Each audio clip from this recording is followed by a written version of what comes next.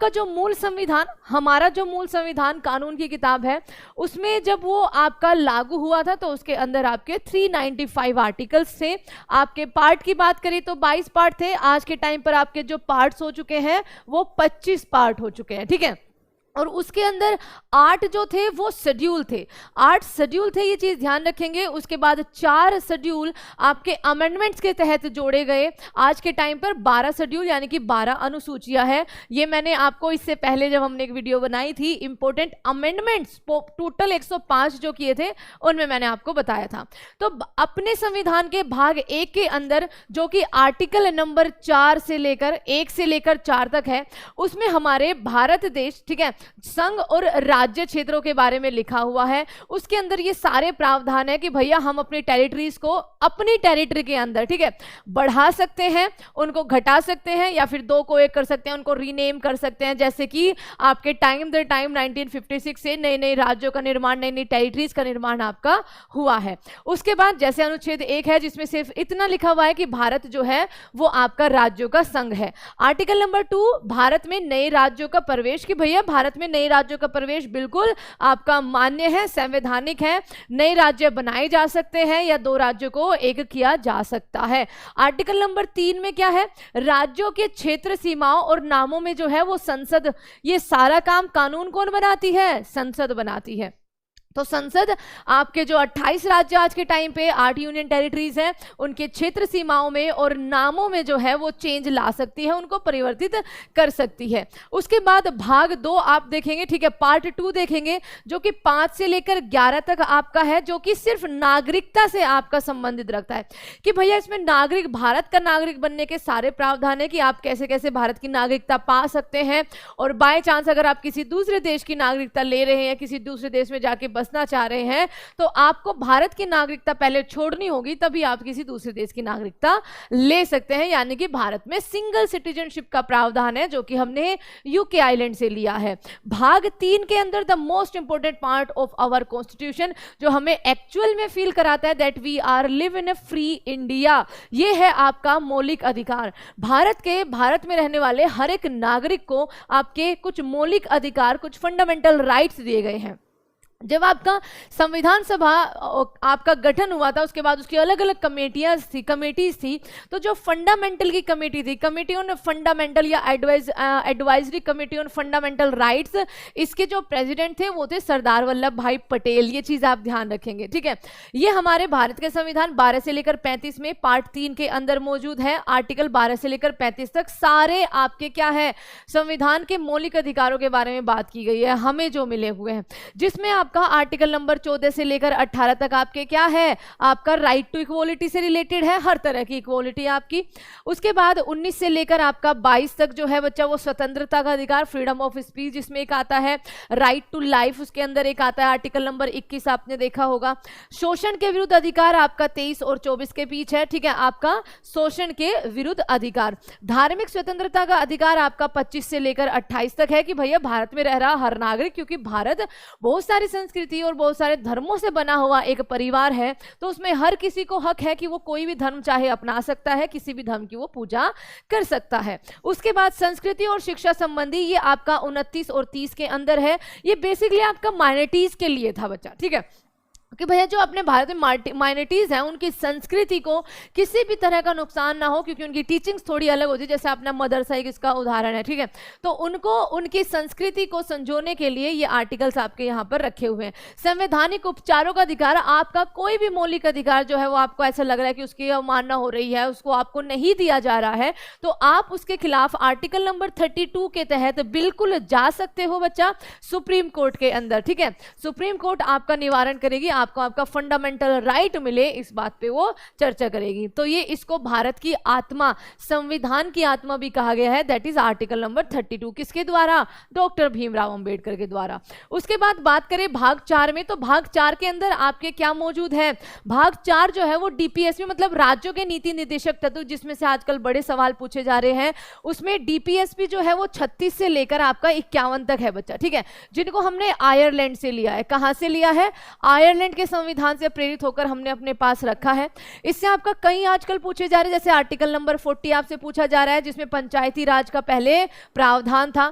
44 में यूसीसी यानी कि यूनिफॉर्म सिविल कोड का आपका क्या है, प्रावधान है। आर्टिकल नंबर 50 इसमें से कई बार पूछा जा चुका है, जिसके अंदर क्या किया गया है कि भैया जो सुप्रीम कोर्ट है ना, या फिर नहीं, जो न्यायिक व्यवस्था है उसको संवैधानिक व्यवस्था से, संसद व्यवस्था से अलग रखा गया है। ये आपका आर्टिकल नंबर 50 के अंदर है, तो इनको भी आप देख के चलना। अब इसी में ही यानी कि आपका 36 से 51 पार्ट 4 के अंदर ही एक और क्लोज है पार्ट 4A, जिसमें भारत के नागरिकों के लिए कुछ कर्तव्य वहां पर दिए गए हैं। जैसे हमें अधिकार दिए गए हैं फ्री इंडिया में रहने के लिए, उसी तरह हमें कर्तव्य भी दिए गए हैं अपने भारत माता को सर्व, उसकी इज्जत, उसका सम्मान करने के लिए। ठीक है, तो ये आपका भाग 4A। 51A में मौलिक कर्तव्य यानी कि फंडामेंटल ड्यूटीज है, जो टोटल पहले आपका एक 42वां संविधान संशोधन हुआ था 1976 में बाय द स्वर्ण सिंह मेहता कमेटी। इंदिरा गांधी जी को उस टाइम पे सरकार हुआ करती थी। उन्होंने 42वें संविधान संशोधन से 10 फंडामेंटल ड्यूटीज को क्या किया था, इसमें ऐड किया था, जो कि प्रेरित थी आपकी यूएसएसआर के संविधान से। ओके, उसके बाद 11वीं फंडामेंटल ड्यूटी की अगर हम बात करें तो 11वीं फंडामेंटल ड्यूटी 86वें संविधान संशोधन से आपकी ऐड हुई थी, जो मैं ऑलरेडी आपको करा चुकी हूं। ओके, चलिए आगे चलते हैं। आगे आपका कुछ और इंपॉर्टेंट, जैसे आर्टिकल नंबर 17 है आपका किससे, फंडामेंटल राइट से। अस्पृश्यता का अंत जो आपका बच्चा कहता है, ठीक है, क्या है कि आप किसी को भी ना आप लाइक ये आपका कहता है कि अनटचेबिलिटी है ये। ठीक है, अनटचेबिलिटी, छुआछूत जो है एक अपराध है हमारे भारत में। आर्टिकल नंबर 29 जैसे आपका अल्पसंख्यकों के हितों के संरक्षण करना, जो मैंने आपको बताया था माइनॉरिटीज के लिए 29 और 30। आर्टिकल 40 आपका पंचायती राज प्रणाली। आर्टिकल 32 संवैधानिक उपचारों का अधिकार आपका कॉन्स्टिट्यूशनल रेमेडीज से संबंधित है। आगे बात करते हैं भाग 4 के बाद भाग 5 पर आते हैं। भाग 5 जो है आपका द यूनियन कहता है, मतलब संघ और उससे जुड़े हुए सारे प्रावधान बच्चा इसके अंदर है। इसमें आपके राष्ट्रपति साहब, प्रधानमंत्री साहब, उनका मंत्रिमंडल, उनसे या फिर केंद्र से जुड़े हुए सारे लोग हैं ना, सबकी नियुक्तियां, सब कुछ इसमें आपके अंदर मिलेगी। ठीक है, भाग 5 जो कि 52 से लेकर 151 तक मौजूद है, उसके कुछ मोस्ट इंपोर्टेंट हम आर्टिकल देखेंगे। सबसे पहले तो जब मोस्ट इंपोर्टेंट आर्टिकल हमारे भारत के पहले नागरिक राष्ट्रपति साहब, उनके पद के बारे में आर्टिकल 52 के अंदर कहा गया है। मैं इसकी सेपरेट वीडियो आप सबके लिए लेकर आई हूं, उम्मीद है आप सबने देखी हुई होगी। आर्टिकल नंबर 53 की अगर हम बात करें तो इनमें आपका क्या है, इनमें उनकी शक्ति और उनके कार्य है राष्ट्रपति साहब के। आर्टिकल नंबर 54 की बात करें तो इनमें उसके इलेक्शन के, ठीक है, उनमें इनके इलेक्शन के लिए कुछ प्रावधान है कि भैया इनके इलेक्शन में संसद एक तो भाग लेती है, दूसरी आपकी विधानसभा के निर्वाचित सदस्य, ठीक है, विधानसभा के निर्वाचित सदस्य भाग लेते हैं, नोट दैट मनोनीत। ठीक है, आप ये चीज ध्यान रखेंगे। उसके बाद 54 के बाद बात करें तो 55 के अंदर एक क्या है कि भैया वो प्रक्रिया कैसे होने, सिंगल ट्रांसफॉर्मर वोटिंग से इनका क्या होता है, इनका निर्वाचन होता है, इनकी नियुक्ति होती है। उसके बाद आर्टिकल नंबर अगर हम इससे पहले 60 की बात करें तो 60 के अंदर जो राष्ट्रपति साहब हैं उनकी शपथ के बारे में बात कही गई है। इनको जो शपथ दिलाते हैं वो CJI यानी कि चीफ जस्टिस ऑफ इंडिया दिलाते हैं।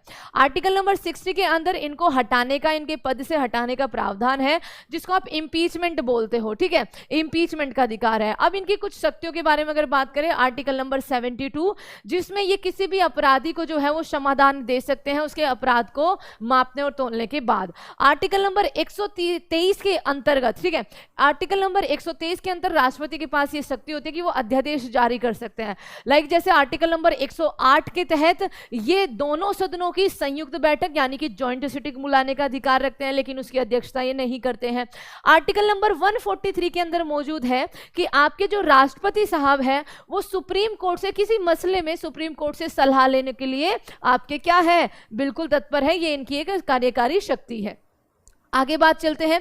आगे देखिए इसी में ही भाग 5 के अंदर ही कुछ आर्टिकल्स आपके प्रधानमंत्री और उनके मंत्रिमंडल से रिलेटेड है, संसद से रिलेटेड है। जैसे कि आर्टिकल नंबर 74 में लिखा हुआ है कि भैया राष्ट्रपति जी की सलाह पर देश को संभालने के लिए, देश के लिए काम करने के लिए एक मंत्रिमंडल होना चाहिए जिसके जो लीडर होंगे, ठीक है, इसमें लिखा हुआ है जिसके जो लीडर होंगे वो PM होंगे। ठीक है, उसके बाद आर्टिकल नंबर 75 में जो ये PM साहब है और इनका जो मंत्रिमंडल है उनकी नियुक्ति की बात कही गई है कि भैया नियुक्ति जो होगी उनकी कौन करेंगे, राष्ट्रपति साहब करेंगे, राष्ट्रपति साहब करेंगे। आर्टिकल नंबर 76 में, ठीक है, आर्टिकल नंबर 76 में अब कई बार सरकार क्या होती है बच्चा, सरकार को कोर्ट में जाना पड़ जाता है, ठीक है, कुछ ऐसे मसले होते हैं कि सरकार को कोर्ट में जाना पड़ गया। अब उनकी तरफ से जो पैरवी करेगा, यानी कि सरकार का जो कानूनी वकील होता है, ठीक है, आपका विधि वकील जो होता है वो आपका महान्यायवादी यानी कि अटॉर्नी जनरल होता है। तो इसमें आर्टिकल नंबर 76 के अंदर ये है आपका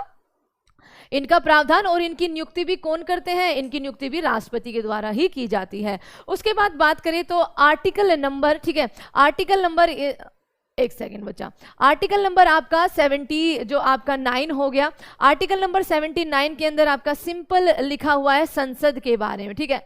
आप सब लोग जानते होंगे कि अब हमारी नई संसद बन चुकी है जिसमें टोटल जो सीट है वो 1272 है। संसद का प्रावधान है कि भारत में एक संसद होगी जिसके 3 अंग होंगे, आपका लोकसभा, राज्यसभा और राष्ट्रपति साहब। अब इसमें से आपका राज्यसभा जिसको हम अपर हाउस कहते हैं, उसका जो प्रावधान है वो आर्टिकल नंबर 80 के अंदर है, और जो अनुच्छेद 81 जो है यानी कि 81 नंबर आर्टिकल जो है वो लोकसभा यानी कि लोअर हाउस से रिलेटेड है।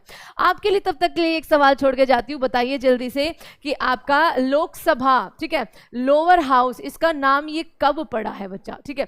उसके बाद भाग 6 की बात करें, 152 से लेकर 237 के अंदर आपका राज्यों के मुख्यमंत्री, इनके बारे में सारे प्रावधान है।